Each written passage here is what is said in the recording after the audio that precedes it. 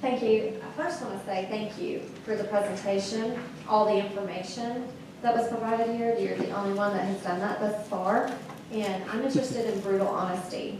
And I realize that there are vendors out here that are going to testify before this committee, and they're going to hopefully bid on future contracts. And I think that might hamper them from being able to really speak honestly. And I hope that's not the case, but I can understand that I would feel that way. Because what we've been given before answers were that changes were only from CMS, not from the state. You have indicated there were changes from the state, from that slide. So I want to point that out. The question I have for you is you said that it was signed off weekly, and who signed off on that weekly for your labor, the project leadership was reauthorized weekly by somebody. Would that be the two executives that you mentioned? Those were signed off by Mr. Wyatt. Okay, and do you know if that was the practice with other vendors? I mean, I guess he's not here to be able to answer that question. You might not be able to answer that question, but is that common practice? To the best of our knowledge, it was consistent, but we can only speak for our own. Sure, okay. Senator, let me interrupt. Mr. White, in the room, I can't see around all the pillars. Senator Irvin, you want Mr. White to? Yeah, just eventually, if I can just. Okay, just hold it up. Can he just write that down? Because I want to see if that was the case with like the IBM folks, because they had testified that they had sent people and time for free, and I want a documentation of that, and if he signed off on that, and if we can see how many workers they sent for free at $1.2 million, I think is what they said, for free to the state, and if that was signed off on, I'd like to know that. But for you specifically, the EES system, is this a one-time use, and can future projects attach to this? And because I liked your explanation of this being a horizontal mainframe, and I understand, we're getting more and more complicated with the additional social services that are being offered. So, these are my questions. Is this a one-time use project? Because if so, I'm going to just die. Can future projects attach to it? The lifespan of the system and the marketplace.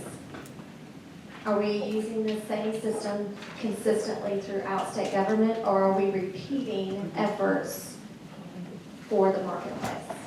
So, if I may answer in what the ideal outcome would be for the state of Arkansas, rather than because I cannot speak to how you would proceed, but I can certainly tell you what, as an IT professional, I would dearly love the state to do.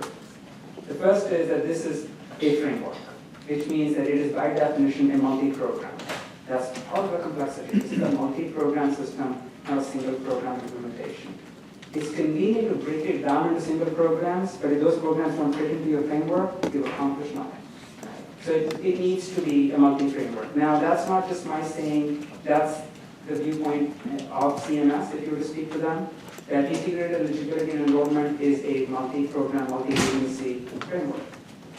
We were fortunate enough to be part of state-based marketplace implementations in conjunction with EEF type implementations, and our personal view is very, very unambiguous about that. If you think of a citizen perspective view, if you take a citizen perspective view of IT, you have to give the citizen a single place of determination of eligibility, whether they're sitting in Magi today, non-Magi tomorrow, whether they lose their job, whether they get their job back, whether they have a life event that makes them more disadvantaged, and then they recover from it. The citizen flows along a continuum of benefits, and Magi is one end of the benefit, and traditional Medicare on the other, and then everything in between. So for you to deliver benefits effectively for the citizens at the lowest cost to the taxpayer, this is your foundation. And whether they apply through federal exchange, or when you stand up your state-based marketplace, or they come to the DHS offices or county offices, is still the same citizen. The second part of your question is about state-based marketplace. In our opinion, we have seen this done both ways. The greatest success was achieved when the state-based marketplace leveraged the DHS framework for eligibility, enrollment, and life events. And we have seen certain states start on one extreme where they're extremely siloed, And then over time, through a significant expense and cost and learning, came back and said, no, I've got to make them come together. So from our position, putting on the IT Patriot hat, you would be well served to think of EEF as a foundation on which you stand up different programs and through which you connect your state-based marketplace. If done properly, would be definitely more cost effective. If done properly, you would have a better citizen experience. And most importantly, you have a better caseworker experience. So as the county workers, caseworkers start to familiarize with the system, they will end up with ability to do more for the citizen in less time. So that's our viewpoint. And that is the reason we got into this market, because we saw the eligibility and enrollment modernization as a way to change social services. And that was the reason we are so passionate about this industry, despite all its challenges and constraints. Yeah, I have one more question, but I mean, it's a one-stop stop. I mean, that's where we need a one-stop shop, basically, is what I hear you saying that. But this, to be clear, this has huge ripple effects, throughout our economy.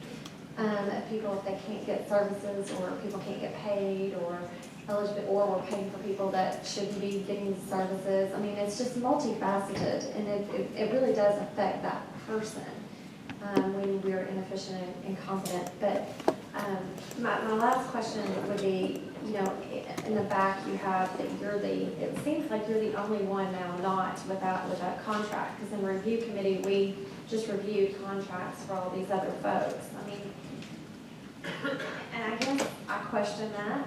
I mean, I question those contracts and those reviews of contracts, and so I guess, I think I would like for you to respond, to how you feel you were treated, or how you think, because I think, you kind of been thrown under the bus a little bit by the state government.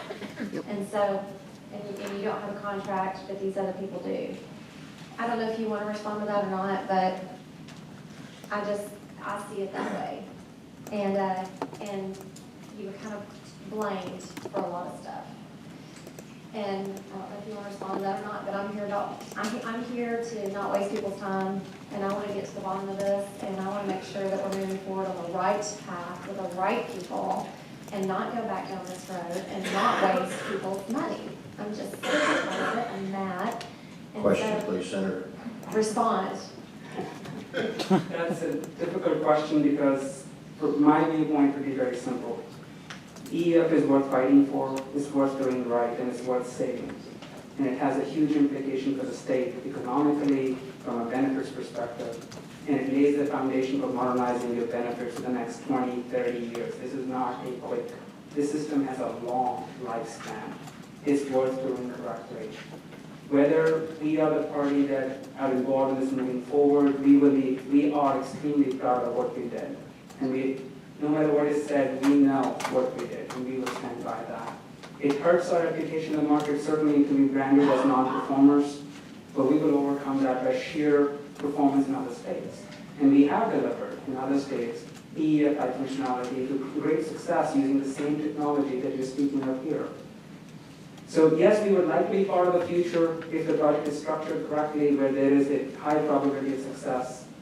But that being said, if all we accomplish today is to give you a path forward in a manner that citizens, when you win and you get things done at a proper value against your investment, we would consider that a win.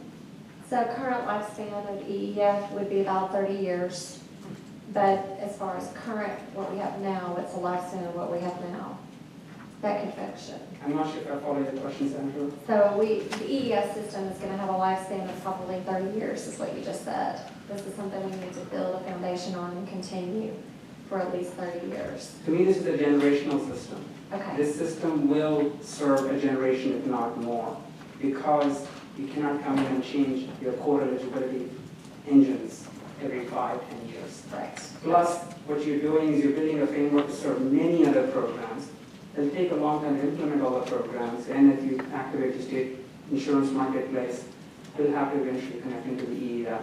And the sooner you plan for it, the more effective you will be. So yes, I see this as a very long-standing, very valuable system. And I would say, as Dr. Selig said in the meeting, this is worth doing, and, you know, you've gotten a lot done, not finished.